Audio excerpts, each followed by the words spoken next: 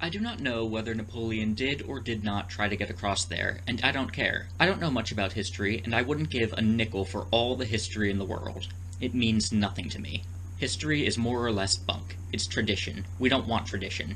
We want to live in the present, and the only history that is worth a tinker's damn is the history we make today. Today, with none of the irony lost on me, I want to tell you about the life of the man who brought the automobile to the average American. Henry Ford was born on July 30th, 1863 in Dearborn, Michigan, the oldest of 5. His father was an English immigrant who settled down in a modest farmhouse, marrying the daughter of a Dutch farmer. Ford's early life was spent learning to hate not all work, but inefficient work. In one of the books he authored during his late life, he tells an anecdote about how a farmer will carry a bucket up a ladder a dozen times rather than install a pulley system with a rope. Considering the advances in farming technology that happened during his lifetime, it shouldn't be surprising that he felt this way. Young Henry was educated in a one-room schoolhouse from the age of 7. His teacher, Mr. Chapman, taught 1st through 8th grade in that one room simultaneously. Among the things he learned were grammar, math, geography, and ethics. The thing that contributed to his future success from childhood, however, came in the form of a 13th birthday present from his father, his first watch. He was fascinated by the internal workings of it.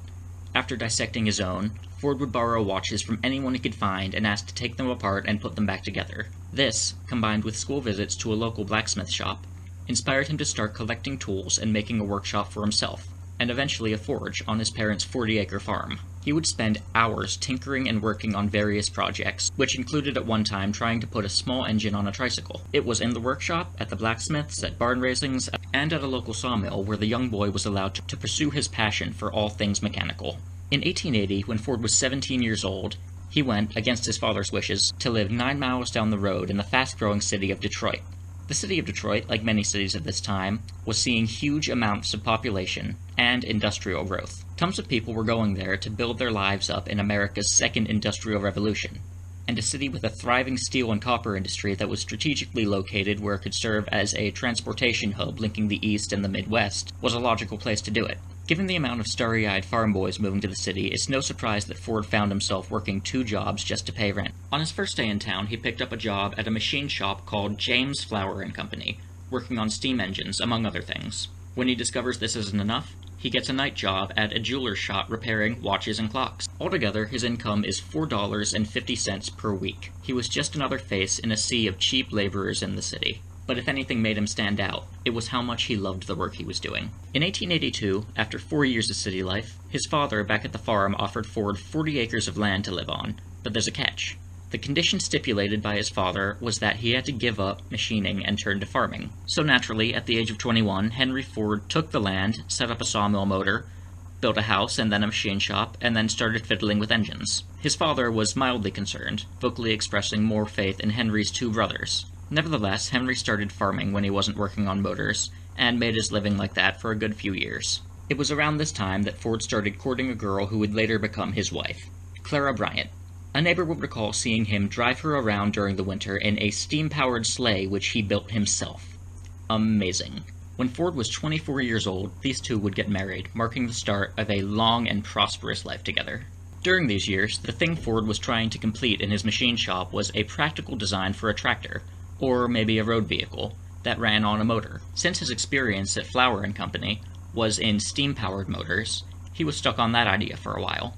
The problem he faced with steam was that there was always a trade-off between power and weight. By the time you got a big enough motor that it could put forth a lot of energy, it would take that much more energy for the motor just to move itself. Even the small ones, when he tried them, would frequently overheat, which wasn't good for anybody. Eventually, after enough failed motors, Ford realized that he needed to move on from steam and try something he hadn't worked on before.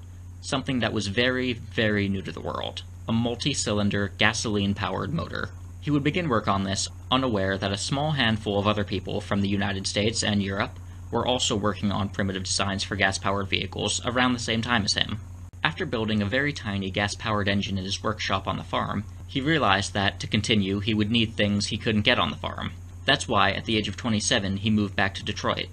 This time, rather than working for scraps, he found a better-paying job at Detroit Electric Company for $45 a month. He set up his workshop in the backyard shed of his new home, and, every day after a 10-hour workday, he would go there and work on his brainchild, which would be a transportation device on 4 wheels run by a gas-powered engine. To fully appreciate what Ford was working on, I want you to think about what's under the hood of a car.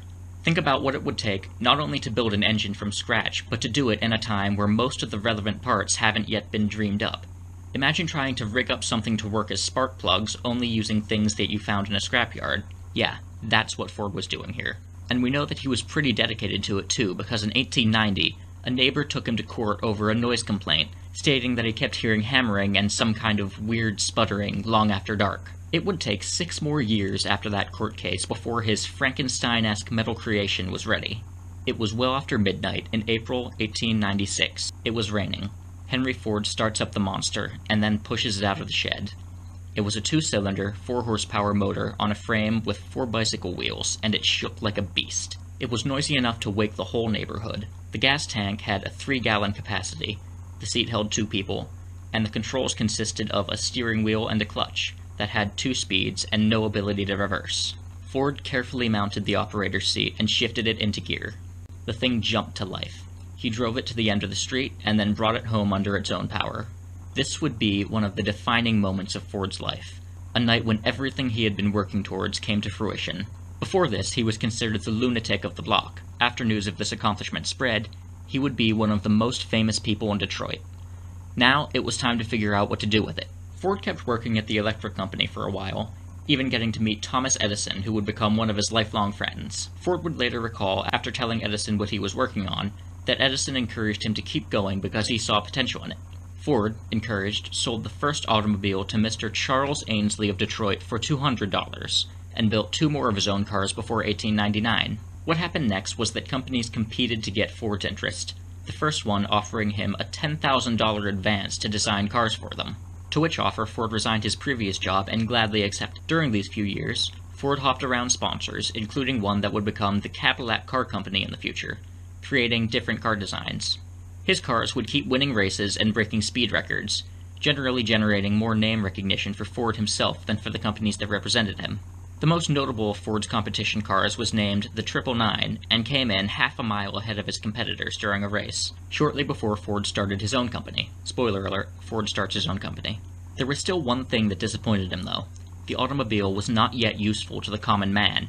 It was, instead, a luxury toy that only the richest Americans could afford to buy. It wasn't until 1903, after a few failed attempts, that Ford successfully opened his own business.